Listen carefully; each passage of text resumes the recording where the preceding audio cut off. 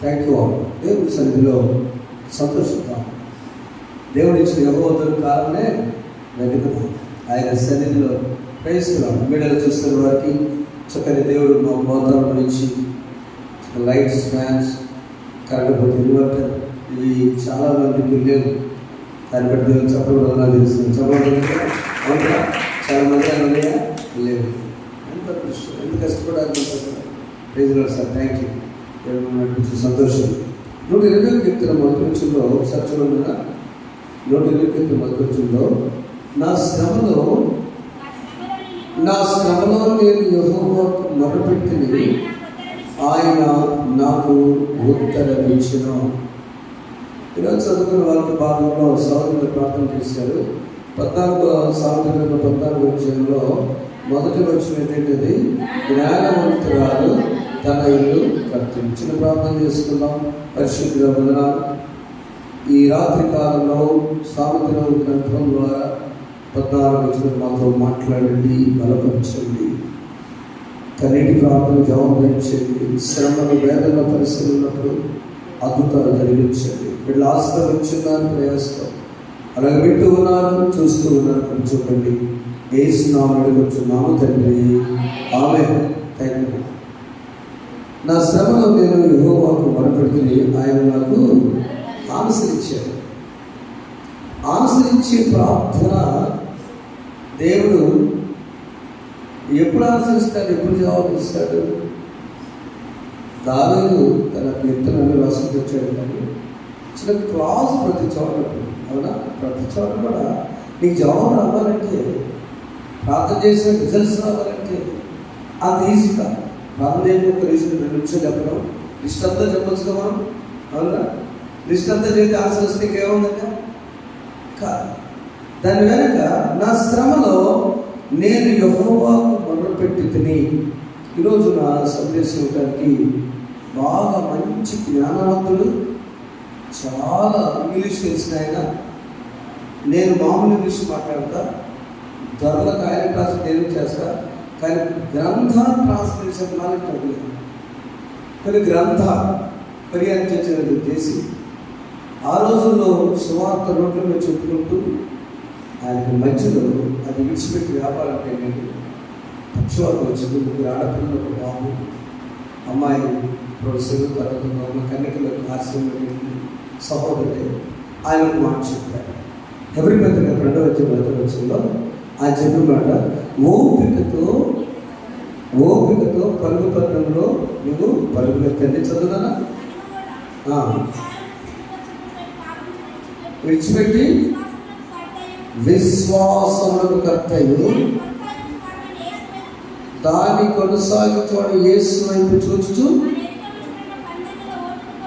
పద్మముడు జ్ఞానవంతురాలు తన ఇల్లు కట్టుకున్నది. మనుషులు ఏంద్ర 14 తీసించండి.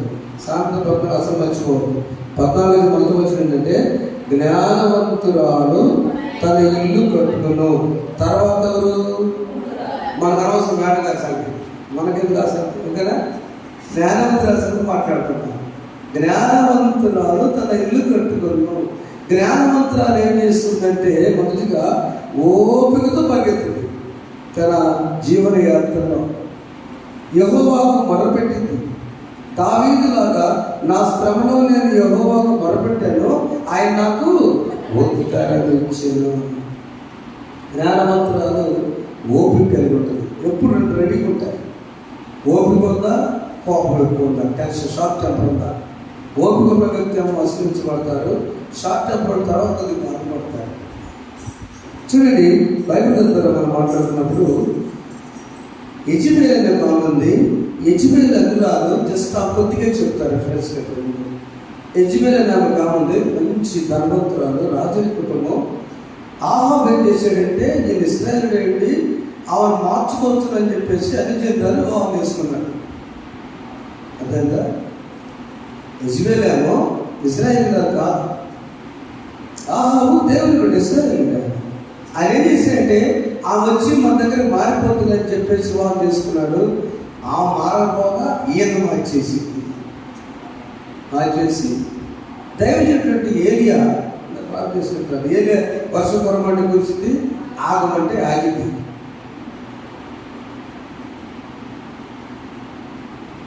ఏలియా వర్షం కురమంటే కురిసింది, ఆగమంటే ఆగింది.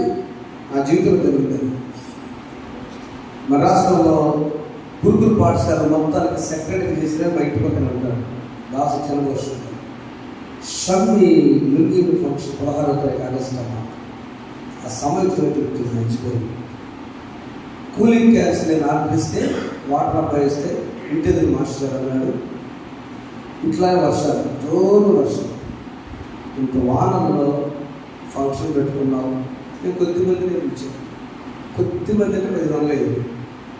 చాలా కొద్దిమంది మన రక్త సంబంధం అమ్మగారు నా తరపు ఓన్లీ రక్త సంబంధం ఫ్రెండ్స్ పెట్టకపోతేనే 1500 ఉంది, 200, 1000 అయిపోతాయి. ఆ ప్యాకెట్ మామూలు ఫంక్షన్ 5-4 కూలింగ్ క్యాన్స్ వస్తాయి. అప్పుడు నా దేవుడు 2 రోజుల్లో 18వ తారీఖు బర్త్డే వచ్చి చేయకూడదు.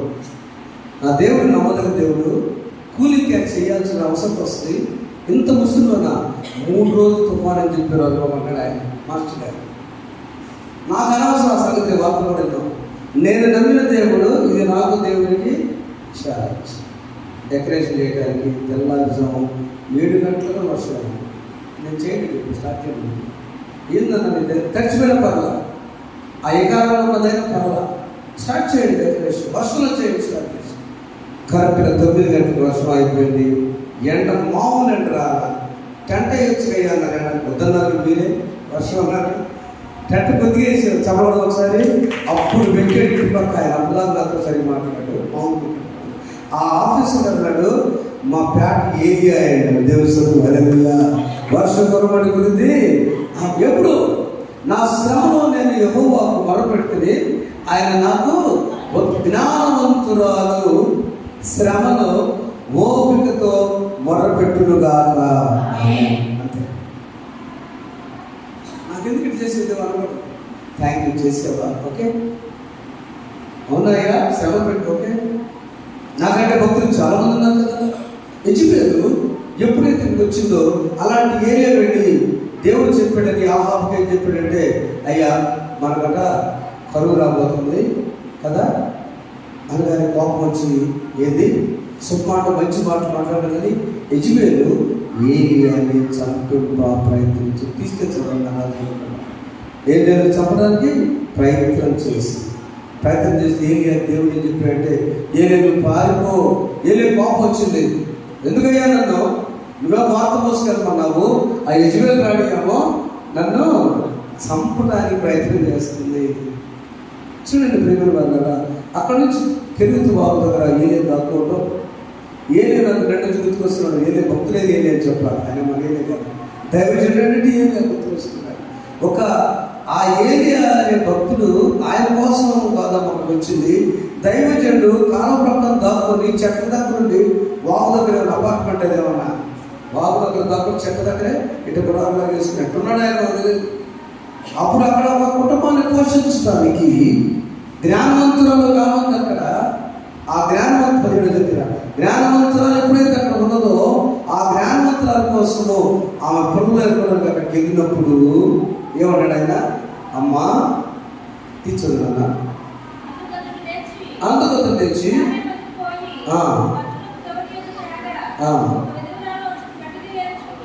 చూచి పిలిచి త్రాగుటనే కొంచెం నీళ్లు వేడుకలను మరలా పిలిచి నాకు ఒక రొట్టె ముక్కను చెప్పినప్పుడు ఆ మాసం ఎలా ఉంది. ఏలే అంటే తల్లి ఆయనకు వస్తున్నామో మంచిని ముందు అడిగాడు. తర్వాత ఒక రొట్టె అప్పము చిన్నదన్నా చేసినట్టు, అయ్యా ఆశీర్వది నా దగ్గర ఎంత ఉంది, తొట్టిలో పిండియో నూనె ఎంత చేయడానికి, ఒక్కటి చేయడానికి, అది కూడా నాకు నా కొడుకు చాలు కాబట్టి చనిపోకముందు మనశ్శాంతిగా చాలాసార్లు మీకు చెప్పాను, ఒక్క అప్పం పెట్టడానికి ఎన్ని పొలాలు కావాలమ్మా, 3 కావాలా, ఒక్కదానికైనా 4 పొలాలు పెడితే మటన్ తక్కువ అయిపోతుంది. అన్న కూడా లేదా చెప్పాలి. దేవుని బిడ్డలారా జ్ఞానవంతురాలు ఓపికతో మొరపెట్టుంటది. నా కొడుకుని నన్ను చంపడానిక దేవుడు నీకు కోసం, జ్ఞానవంతుల కోసము దైవజన్ ఏర్పడి ఇప్పుడు చదువున వచ్చినాము.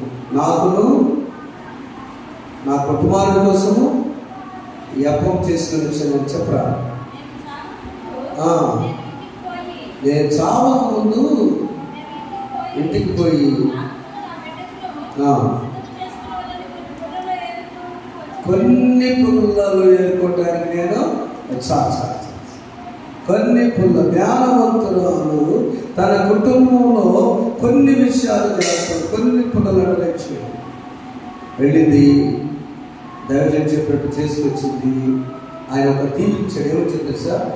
భూమి మీద యెహోవా వర్షము కురియించే వరకు నీ తొట్టిలోని పిండి అయిపోదు, నీ బుద్ధిలోని నూనె అయిపో. చెప్పడం ఒకసారి తెలుస్తున్నాను.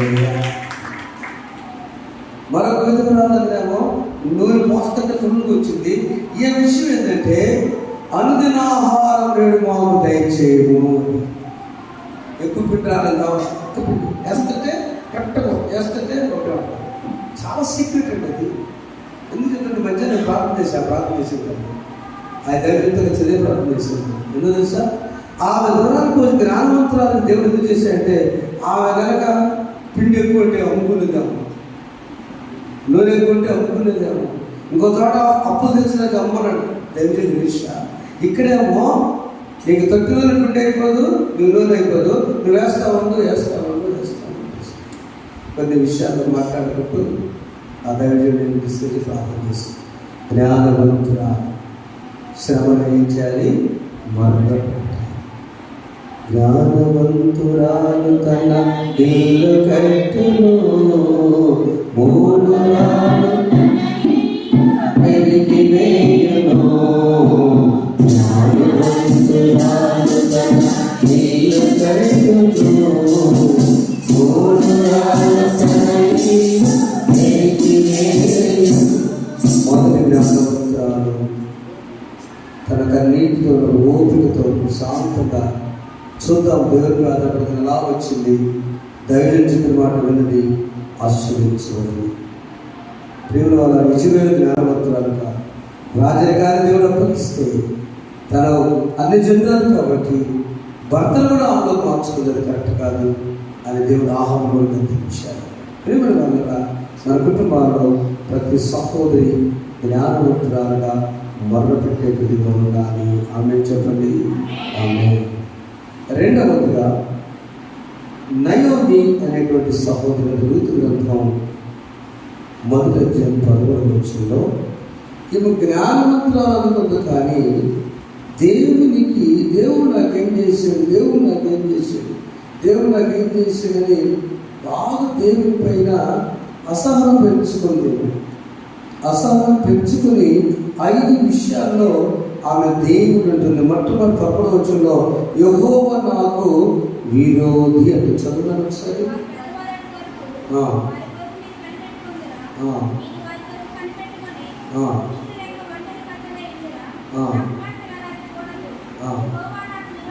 యెహోవా నాకు విరోధి. ఎప్పుడైతే కొడుకులు ఇద్దరు చనిపోయాడో ఒకప్పుడు జ్ఞానవంతురాలే పడిపోయినదేమని 5 విషయాలు దేవుడు నిందిస్తున్నాను. 5 విషయాలు.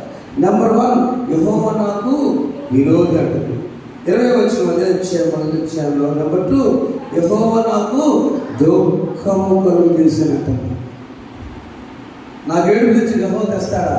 ఓపిక లేకుండా మాట్లాడుతుంది. మనం అనుకున్న మాట్లాడి ఓపికతో పరిగెత్తుతూ గురితో చేరేటప్పుడు శ్రమల్లో కూడా సంతోషంగా ప్రార్థించాడు. ఈమె యెహోవా నాకు దుఃఖంతో తీసుకుంటుంది. 21వ చూస్తే చదువురా. నేను సమృద్ధిగా దాన్ని వెళితిని, యెహోవా నన్ను రిక్తిరాలుగా తిరిగి అయ్యో ఎందుకు నేను పిలుస్తారు? చదువు. ఒట్టి చేతులు బాగా దరిద్రాలకు వచ్చా. యెహోవా నన్ను ఒట్టి చేతులతో పంపిస్తున్నాడు. యెహోవా అలాంటి నిన్ను పరీక్షిస్తున్నాడు. మనం ఏమై ఇద్దరు కొడుకు చనిపోతే ఇద్దరు కోడలు ఇద్దరు ఈ పరిస్థితి ఏంది? దేవుడు ప్రణాళిక రెడీ చేస్తున్నాడు. 4వ నాకు విరోధుల సాక్షి దేవుడికి వచ్చిందని కానీ చదువుతున్నాడు. యెహోవా నా మీద విరుద్ధముగా ఎక్కడొచ్చి ఏ కోర్టులో యెహోవా సాక్ష్యం చెప్పాడు దైవం మంచిది కదని. యువతులు ఎన్ని మాట్లాడుతుందో, యెహోవా నాకు విరోధముగా సాక్ష్యము పలికెను. అవునా? 5వది అదే 2 నన్ను బాధపరచెను. 5 రకాలుగా నయోమి అనేటువంటి ఆమె జ్ఞానవంతురాలైతే శ్రమలో మొరపెట్టి నా దేవుడు నన్ను ఏం చేసినా ఆయన చూసుకుంటాడు. నాకు అప్పటికి నన్ను వేస్తానన్నయ్య, నా బాధగా నా కొడుకు కానీ నేను తెచ్చుకుంటాను మొహంసులు వెళ్ళకుండా రైతుని మాట్లాడినా జ్ఞానవంతురాలు. ఇక్కడ శ్రమలు వచ్చినప్పుడు నాకేం తెలుసు, నన్ను దేవుడు తీసుకొచ్చాడు కదా, ఈ శ్రమని అనుభవించగలదా అని అనుకోకుండా ఆమె 5 విషయాలు. మొత్తం ఏమంటుంది, నాకు యెహోవా నాకు విరోధి. 2వది ఏమంటుంది, నా తొక్కలు చేశాడు. 3వది నన్ను చేతులతో దరిద్రాలుగా చేశాడు. 4వది నా విరోధం సాక్ష్యం పలికాడు. 5వది నన్ను బాధ పెట్టాడు దేవుడు అంటాడు. మనం చాలాసార్లు దేవుడా నాకు ఎందుకు ఎంత బాధ పెట్టాడా, ఆయన పరీక్షలు పెడతాడు కానీ బాధ పెట్టాడు. మన పిల్లల్ని పరీక్షలు పంపిస్తున్నామమ్మా, ఒక పంట స్కూల్లో పంపిస్తున్నాం పరీక్ష, వాడి బాధ ఖమ్మం ఇంటిగా టీవీ పెట్టుకో, నేను పరీక్షకి వెళ్ళాలా, వానప్పుడు వెళ్ళకుంటే అయింది వాన అవుతున్నాయా పరీక్షలు అయితే చిన్నపిల్లలు తెలియదు కదా. ఆ పరీక్షలో నీకు విజయం వస్తే నువ్వు ఒక మెట్టు పైకి వెళ్తున్నారా, మెట్టు పైకి వెళ్తావు ఉన్నతమైన లైఫ్ ఉందనే కదా పంపించిన పరీక్షకి. శ్రమలలో దాగి ఉన్న ఆశీర్వాదాలు. జ్ఞానవంతురాలు దేవుడిని తెచ్చుకోడు. జ్ఞానవంతురాలు యెహోవాకు నా శ్రమ మీద యెహోవాకు మొరపెట్టాడు. కానీ దేవుడు ప్రేమమయుడు. ఆ ప్రేమ మీద తెలిసి 2 కోడళ్ళు 2 భర్తలు చనిపోయిన తర్వాత 2 వచ్చారు. ఒక ఆమెమో 2 వచ్చిన తర్వాత ఆమె వస్తారు, వద్దమ్మా మీరు వయసులో వచ్చిన వాళ్ళు వెళ్ళంటే ఒక ఆమె వెనక్కి వెళ్ళిపోయింది. వరఫ రూత్ ఏముంది, నీ దేవుడే నా దేవుడు, నీ జనాంగమే నా జనాంగము, నీవేంటి స్థలంలో నేను. దేవుని స్తోత్రం గడికి హల్లెలూయా. చప్పట్లు దేవుని స్తోత్రం గడి చెప్పండి. నయోమి మారా జీవితాన్ని మధురంగా మార్చడానికి కోడలు దేవుడు చేశాడు. ఆమె తెలియక నిందిస్తుంది, లిస్ట్ అంతా పెడుతుంది 20 వచ్చిన. ఆ నిందకు ప్రతిఫలంగా ఇది కాదమ్మా జ్ఞానవంతురాలుగా ఉండు, నీకు మంచి బిడ్డనిస్తున్నాను. ఆమె కోడలుగా దగ్గర నుంచి కుమార్తె పోస్ట్ మారింది. ఆమె చెప్పింది కదా పోలీస్ దగ్గర, ఈమె నా కుమార్తె అందరా అని.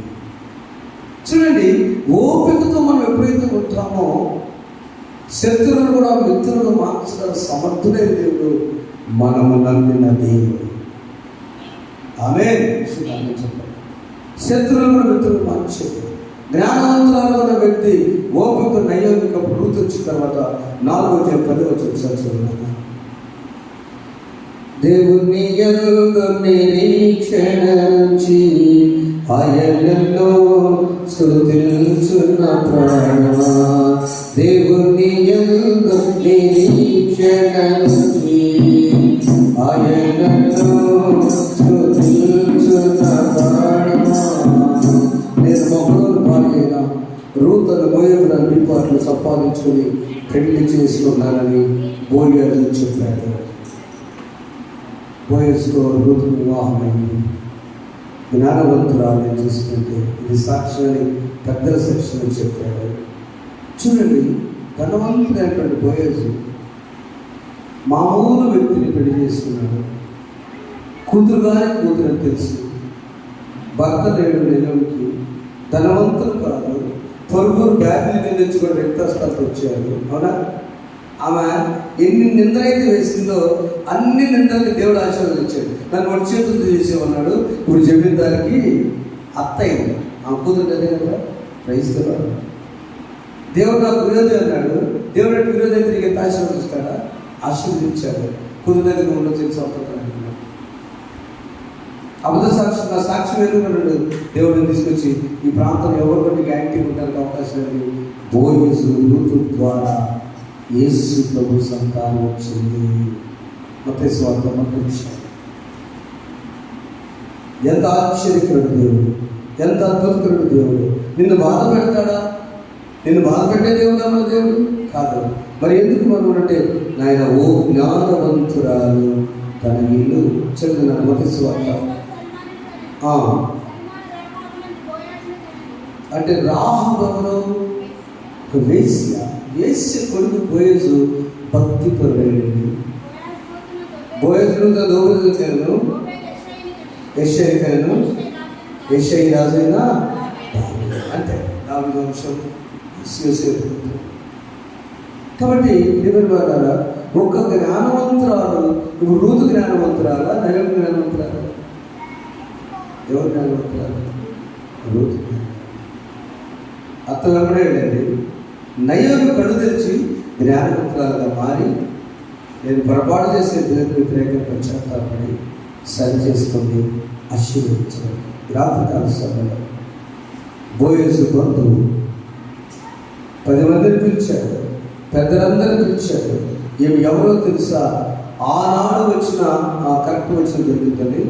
ఆమె 4వ వచనంలో ఆ రూతు ఎలాంటిదంటే ఎంతటి గొప్ప కార్యం జరిగించిన దేవుడు సాక్ష్యం మనతో చెప్పాలి. ఈ వచనం చదువుకుందాం ఒకసారి. ఆమె 4వ వచనంలో చూడండి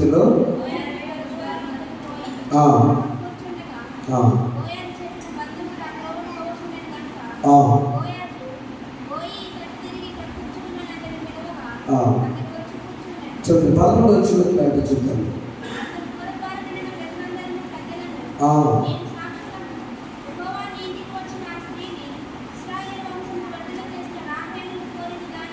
చూడండి, ఒక జ్ఞానవంతురాలతో పోల్చుతున్నాడు. ఇది నచ్చింది ఏంటంటే అక్కడ బోయజు ఎందుకు చేస్తున్నాడు వివాహం అని చెప్పి మనం ముగించుకుందాం. ఎందుకు రూతుని ఇష్టపడి ఒక ధనవంతుని ఇంటికి వివాహం చేసుకున్నాడంటే ఈమె ఎవరో తెలుసా? రాహేలు యొక్క చదువు రాహేలు పొందాను గాను లేయలు పొందాను గాను చెవులు గాక. ఆమె చెప్పండి. ఆమె ఈమెవరో కాదు, రాహేలు పోలినది లేయ. నీళ్ళు ఎత్తులు గొప్పట్టే లేయ విజయం కాదు. రాహేలు అంతగత్తైనా కూడా ఓపికతో వెయిట్ చేసే గొప్ప స్త్రీ. యాకోబు వివాహం చేసుకోవడానికి నువ్వు లేయ చేసేది 7 సంవత్సరాలు. రాహేలు ఇష్టపడ్డాడు 7 సంవత్సరాలు. అక్కం చేసుకున్నాడు అని చెప్పి మళ్ళీ కూడా ఓపికతో వెయిట్ చేసిన స్త్రీ. ఈ 2 లక్షణాలు రూతులో ఉండేసరికి బోయజుకి ఇష్టం అనిపించింది. అందుక రూతుకు అప్పుడే భార్య అయింది. ఆమె పెళ్ళి అయిపోయింది. వివాహమైన వ్యక్తులకు ధనవంతులు చేసుకోవాల్సిన అవసరం లేదు. వివాహం ఏమి లేదు, ఆస్తి కోసం చేసుకునేది. అక్కడ 2 మంచి లక్షణాలు. జ్ఞానవంతురాలు తన ఇల్లు. ఈ రూతులు చూసినప్పుడు ఆనాటి రాహేలు గుర్తుకొచ్చింది, అప్పుడున్న లేయం గుర్తుకొచ్చింది. ఈ 2 లక్షణాలు ఈమెలో ఉన్నాయి కాబట్టి నేను వివాహం చేసి అందరూ ఆశ్చర్యపోయారు. నయం అంటే ఎవరు వెనకపోలేదు. దేవుడు అంటూ ఉన్నాడు ఈ రాత్రి కాల సమయంలో, దేవుడు నిందించే ఉంటావా? జ్ఞానం పోగొట్టుకొని లేదా జ్ఞానవంతులు అనుకుంటా. జ్ఞానవంతులు ఏం చేస్తుంటే నా శ్రమలో నేను యెహోవాకు మొర్రపెట్టాలి. 2వది ఓపికతో కనిపెట్టుకోవాలి. మొర్రపెట్టు, కనిపెట్టుకో. రూతుకి ఇచ్చిన లైఫే దేవుడు ఇచ్చిన గాక. నయోమిని మారా జీవితాన్ని మధురంగా మార్చిన గాక. చిన్న ప్రాంతం పరిశుద్ధులను స్తోత్రం. మా జీవితాల్లో జ్ఞానవంతురాలు తన జ్ఞానం లేని యజమానులు దైవజన్యం చెప్పడానికి ప్రయత్నం చేసుకుంటారు. అలాంటి జాగ్రత్తలు అనుకుంటా. నా తండ్రి ఒక జ్ఞానవంతులు తన బిడ్డ కోసం అప్పం చేసుకుంటే తను పోషించడానికి ఏది పంపించి గమనిస్తారు. జ్ఞానవంతురాలు ఉన్నటువంటి నయోమి అయ్యా సేవల వల్ల, బాధల వల్ల అజ్ఞానాలుగా మాట్లాడి దేవుడు నాకు అన్యాయం చేసి విరోధి బాధించాడు. నన్ను మర్చిపోయాడు. నా దుఃఖం కలిసి బయలుదేరి క్షమించి మళ్ళా రూతు ద్వారా జ్ఞానవంతురాలు చేసి గమనించుకుంటాను.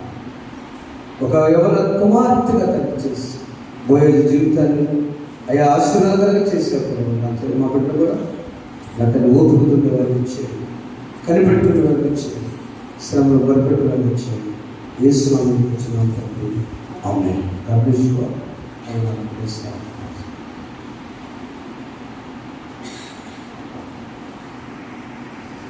పాట పాడాను.